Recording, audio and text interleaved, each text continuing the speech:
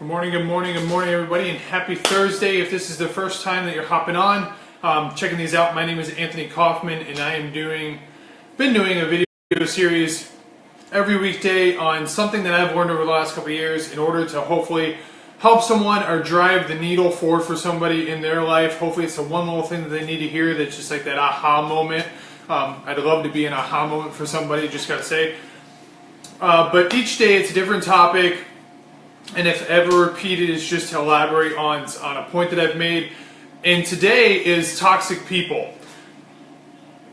And I always like to approach this delicately because I feel like sometimes people can misconstrue this topic as being heartless or being stuck up or something like that. And I know for me, the first time I ever heard this, I was blatantly, I'm part of my French, but I was kind of like, well, they're really an asshole. But as we try to better ourselves and as we become more refined and more disciplined in our routines each day, Brendon Burchard, I believe that's the correct name.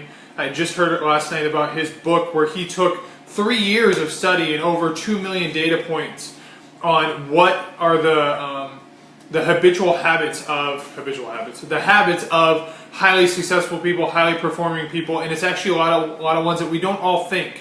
And we'll be going into those in the weeks to come. But as we become more disciplined, there's a certain amount of willpower in that until something becomes natural, and the less resistance, the better, so to speak. I mean, life's going to already throw up situations and cause issues for you. It behooves us not to surround ourselves by people who also do the same thing. And what I mean by that is, it takes a lot of faith to, one, have a dream, and then after years of suppressing it and telling ourselves, no, this isn't the right time, to step out and go for it, and to put ourselves on the line, to be totally vulnerable to the world and go, here's my dream, here's what I want, here's what I feel like I've been put on this world to do, on this earth to do. And sometimes we can encounter resistance. And listened to Pitbull the other night, a talk that he did with Eric Worre, and he said it perfectly. God gave you your friends to apologize for your family. Sometimes those people who are closest to us can be the ones that kind of tear us down.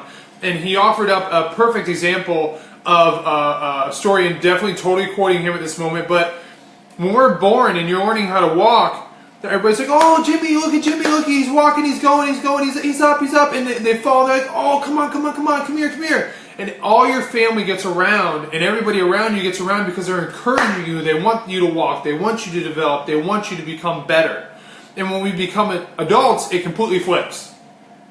Because your family member, the one that you look up to most in your family, will be the first one usually to go, are you sure you don't just want to do a 9 to 5? Is that really going to work out? I don't know. And the thing is it comes from a place of understanding that person is sometimes just in their own mind looking out for you. They want the best for you. But in their mind of thinking what's right for them, sometimes it's not what's right for us. Because their life took a different path than we want our lives to take. So it's you can't get success advice from somebody who isn't. You can learn principles from them, but sometimes we have to take our own path. And I don't want to get on a tangent on that, but basically it's recognizing the fact that as we begin our journey and even farther down the line, when somebody presents themselves as not believing in our vision or not believing in our dreams or not sharing our values or not wanting the same things for their life as us, we can love them, but sometimes we have to put them at a distance or totally sever the connection with them because it's what we've been put on this earth to do, or at the time being, it's how we want to serve other people. And eventually, like I always say, environment will whittle down your willpower.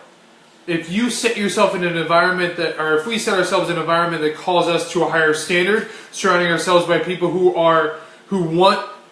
clap for us when we succeed, who have the vision that we have for ourselves, they're part of the group that have caught the fire and the projection that we want to go on. When we surround ourselves by those people, it lifts us up.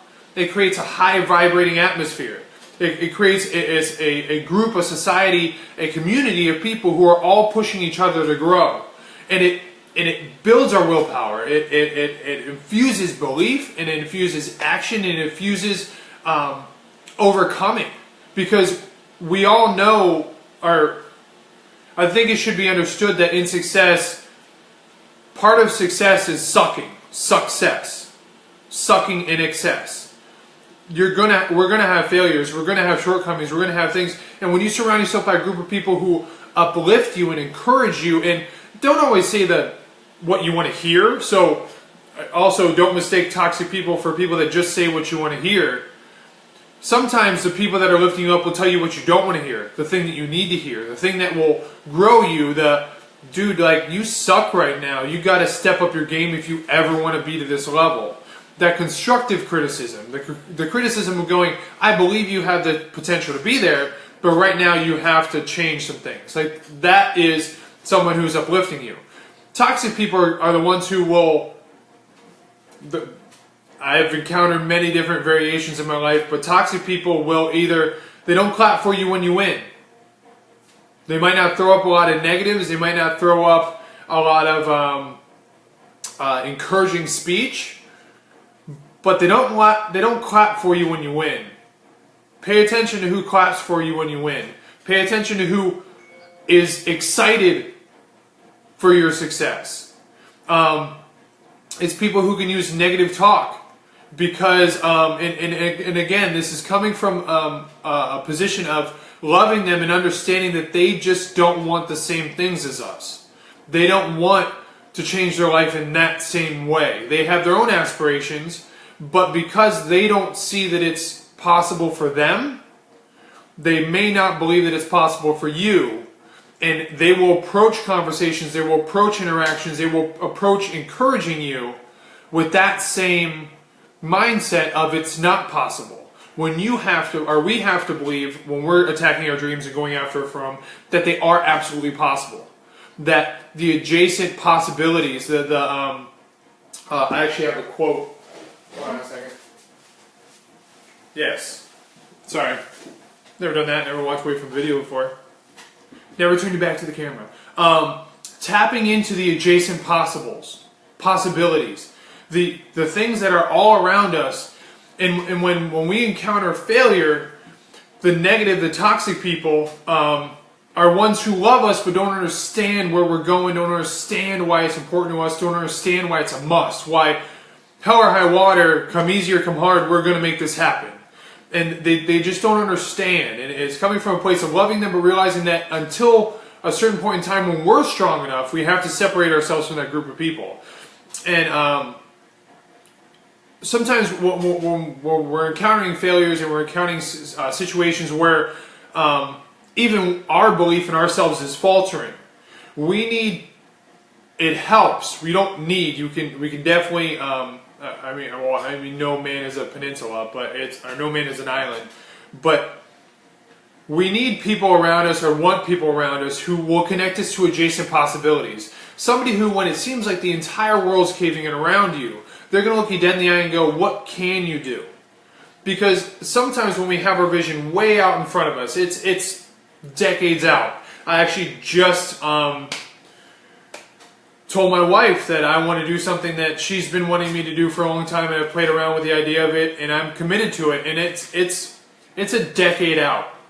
It's like 6 to 10 years out before I will have even completed what's needed to be what I want to be, much less become successful at it or actually practice it. And it's sometimes when that vision is that far out, we have to pay attention to the little steps in front of us. And failures can sometimes seem like big, like life-ending, world-ending things, like the whole world's collapsing around us.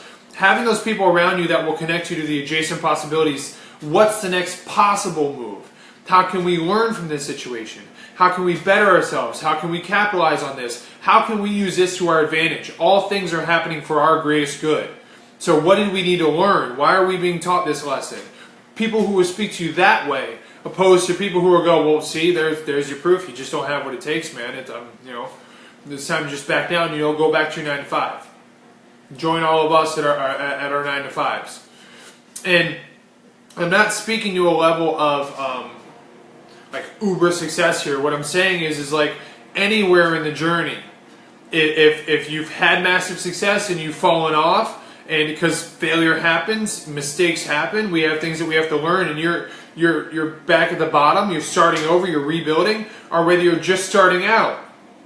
Sometimes our outward environment, our world isn't, there's no signs of success around us.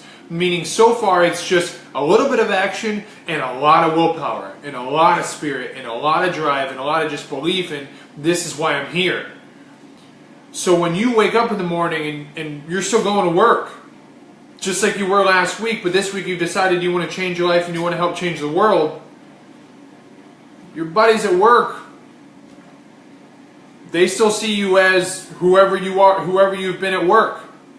You've made the mental switch and you've started it, but it's that little drifting where as time goes, you're going to be end up way over here, but you're just starting out. There's not enough time for everybody else around you to see what's changing, and they're going to approach you like you're a joke.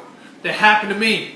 It's the number one thing that we have to accept in going for our dreams, going towards a vision, that there's going to be those toxic people. There's going to be people who actually think it's comical that we're trying to accomplish. I know, like right now, total transparency, I know there's people that watch my videos who laugh at me.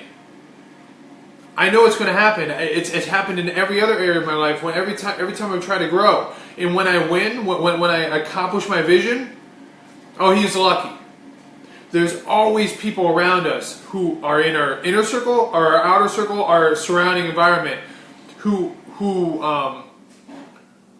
and again, it's from a loving position, but they don't see the vision because the vision was given to you. It's your baby. It's what you were put on this earth to do, and other people aren't going to realize it. Other people aren't going to see it for what it is until you manifest it. And when you do manifest it, they will discount your efforts every single time. So just surrounding ourselves, and I'm going to keep pounding on this, people who will connect you to the adjacent possibilities. People who will tell you and what you need to hear, which isn't always what we want to hear, but also people who will go, it's cool, man, brush off. If you can look up, you can get up. If you can get knocked down, you can get back up. It's possible. Like it's those people around us who will say the tough things when we need to hear them and say the uplifting things when we need to hear them and want the best for us and want to push us forward. Those are the people that we want to surround ourselves by. So again, like I said when I first started out today's thing, is it's never a place of it's coming from a place of love. Morning, Joseph.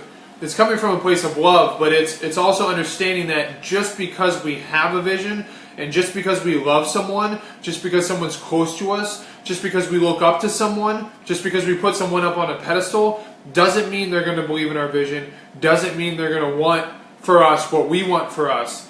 It doesn't mean that when they give us negative input that it's them being facetious. They might actually think they're giving us the best advice possible, which in their mind is to quit.